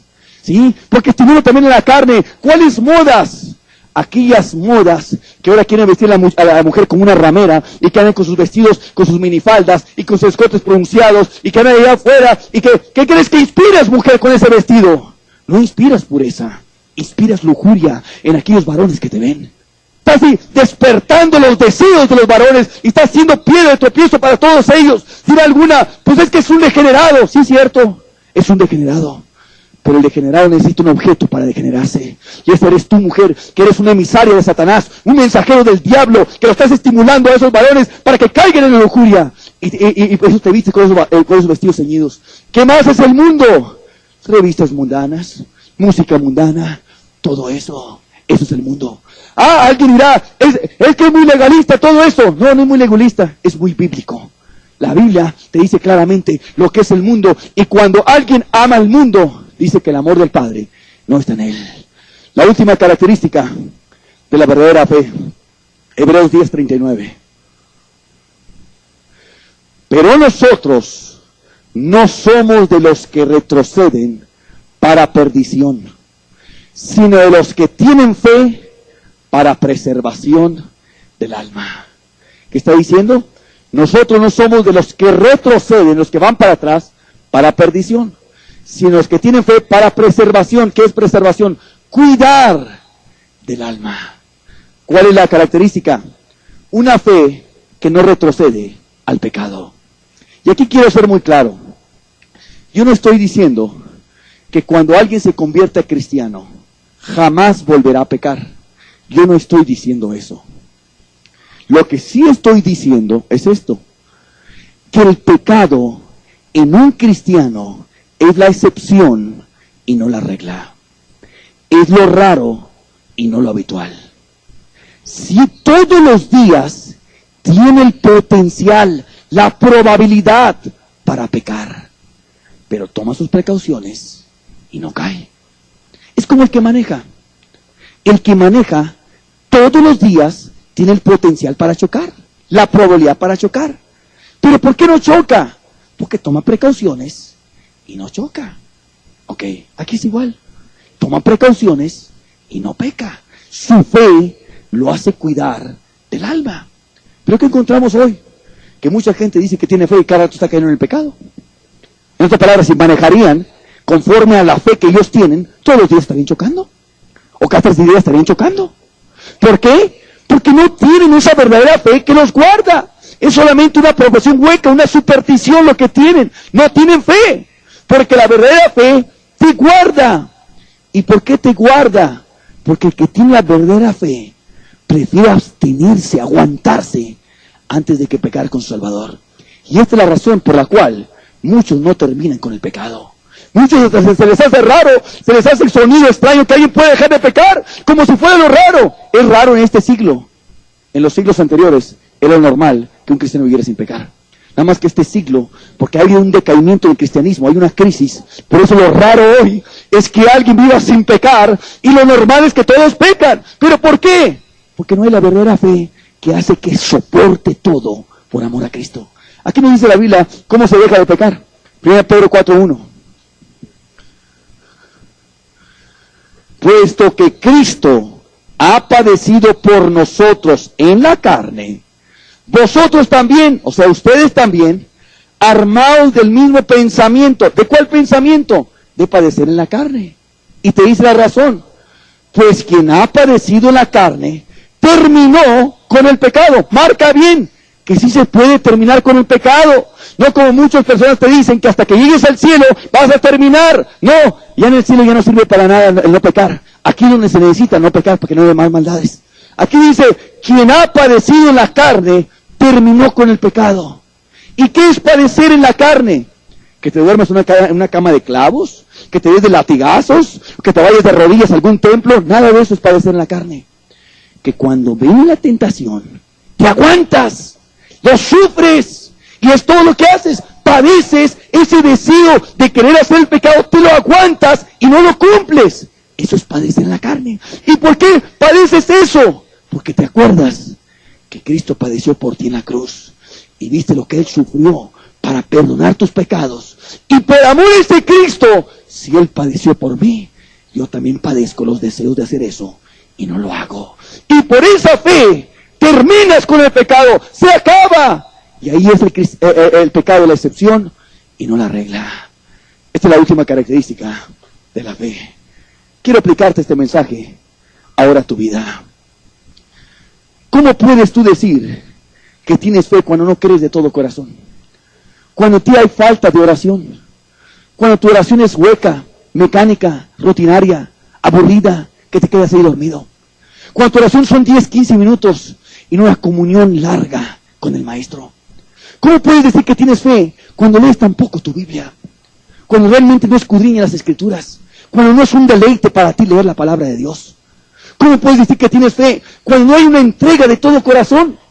Cuando reservas ciertas cosas de Dios y no estás dispuesto a hacerlas por tu Maestro. Cuando hay pecados que no estás dispuesto a dejar por amor a Cristo. ¿Cómo puedes decir que tienes fe cuando solamente estás ahí por interés y no por amor a Dios? Cuando estás ahí no para servirlo a Él, sino para servirte de Dios. ¿Cómo puedes decir que tienes fe cuando realmente tú no practicas lo que crees? Cuando dices que Dios está en todo lugar, pero vives como si no estuviera. Ya haces cosas que delante de Dios y realmente crees que estuviera, te daría pena hacer. Y Dios que está ahí con semejante descaro, lo haces. Dime, ¿roba el ladrón delante del policía? ¿No se esconde para hacerlo? ¿Adultera el hombre delante de su esposa? ¿No se esconde para hacerlo? Dime, ¿el niño miente delante de aquel que lo puede descubrir? No trata de buscar el momento para mentir. ¿Cómo es que tú haces las cosas delante del que te está viendo y te va a juzgar? ¿Cómo es que haces las cosas delante de aquel que te va a juzgar el día del trono? Delante de aquel del cual todas las cosas están desnudas y abiertas. ¿Cómo es que haces las cosas con semejante descaro? Es que la verdad no crees que está Dios. ¿Cómo puedes decir que tienes fe cuando tu corazón sigue saliendo el chisme y la calumnia y la mentira y la difamación y los enojos y la lascivia? ¿Cómo puedes decir que tienes fe cuando tu corazón no ha sido purificado? Cuando es el mismo corazón de piedra, solamente que remojado. Es el mismo corazón de piedra, solamente con un vestido de oveja, pero por dentro sigue la inmundicia. ¿Cómo puedes decir que tienes fe cuando eres un sepulcro blanqueado, que luces justo delante de los hombres, pero por dentro sigues lleno de inmundicia? ¿Cómo puedes decir que tienes fe cuando no tienes obras? Cuando no ayudas al necesitado. Y digo esto teniendo poder con que ayudar a la gente. Cuando ves al necesitado y cierras tu corazón hacia él, y ves al menesteroso, y ves a la viuda, y ves al huérfano, y ves al sediento, y no te compadeces de ellos. ¿Cómo puedes decir que tienes fe? ¿Cómo puedes decir que tienes fe cuando lo que haces lo haces por obligación? Porque te lo mandan, por vanagloria, o por celos sectarios, o por otros intereses. Y las cosas que haces, no las haces por amor a Dios. ¿Cómo puedes decir que tienes fe cuando el mundo ya te atrapó a ti? En vez de que tú ganaras al mundo, el mundo te ganó a ti. Y ahora tú vives más como los del mundo que los del mundo como tú.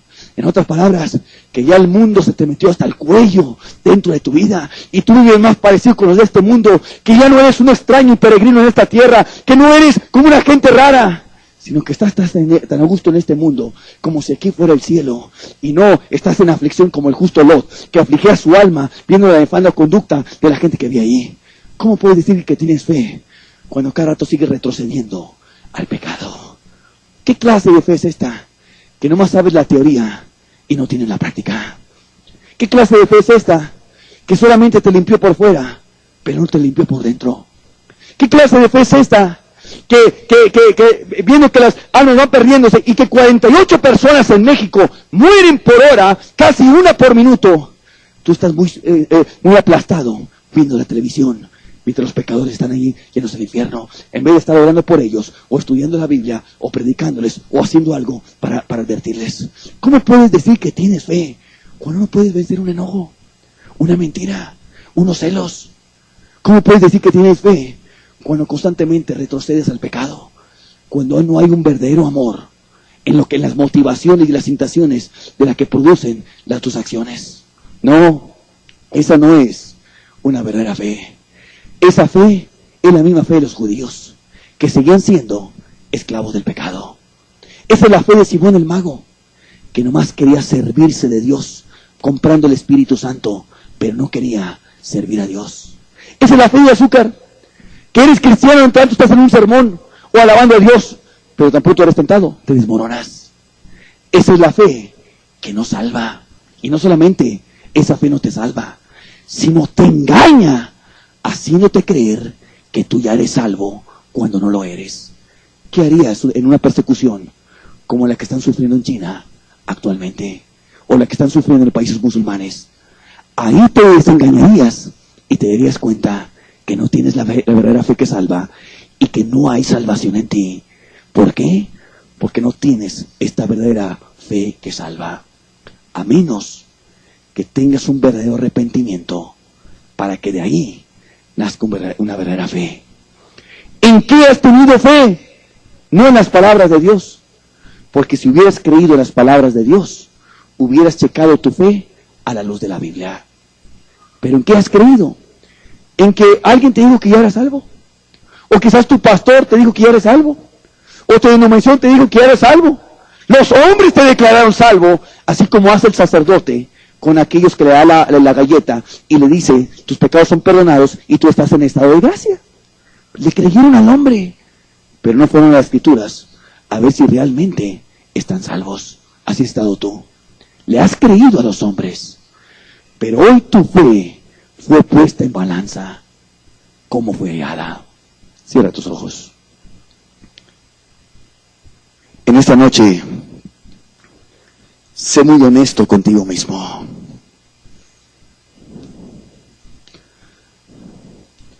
El juez más severo, sélo para ti. Porque el único perjudicado de que tú te engañes, serás tú mismo. Si tú te tratas de engañar y decir, yo ya tengo la verdadera fe, cuando a la luz de la Biblia tú no tienes características, tú podrás decir lo que tú quieras, pero en aquel día Dios te va a decir que tú no la tenías, te va a descubrir. ¿Tienes una fe de todo corazón? ¿Realmente tu entrega es sin reservas? ¿O hay algo que reservas de Dios que no estás dispuesto a hacer? ¿Es tu fe con la intención para servirlo a Él, aún a costa de tu propia vida? ¿O nomás te quieres servir de Dios y usarlo como una lámpara de Aladino? ¿Es una fe práctica? ¿Practicas lo que tú profesas creer? ¿O es una fe mental? ¿Te purificó tu fe el corazón? ¿O tienes el mismo corazón de piedra? ¿Tu fe tiene obras? ¿O ves a los necesitados y le dices, id en paz, calentados y saciados, pero no le das las cosas que ellos necesitan? ¿Tu fe y tus acciones son motivadas por puro amor? ¿O hay otros intereses, otras intenciones que las motivan? ¿Ya venciste al mundo? ¿O el mundo ya te convirtió a ti? ¿Tu fe te guarda para no retroceder al pecado? ¿O sigues retrocediendo al pecado semana a semana? Hoy escuchaste la voz de Dios a tu alma. No deseches aquel que te habla. Si oyeres hoy su voz, no endurezcáis vuestros corazones, como sucedió en la provocación. Tu voz, tu voz, tu voz. Quiero escuchar tu voz, rompiendo el silencio en la oscuridad. Sea la noche llena de tu voz, tu voz, tu voz, tu voz. Quiero escuchar tu voz, rompiendo el silencio en la oscuridad.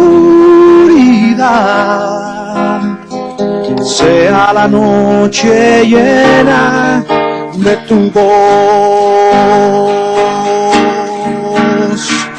voz del Señor sobre las muchas aguas.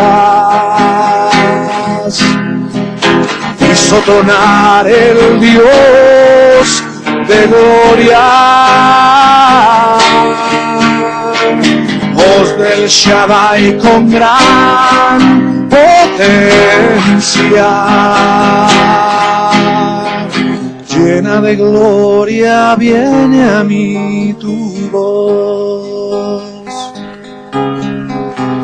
tu voz, tu voz, tu voz. Quiero escuchar tu voz, rompiendo el silencio en mi oscuridad.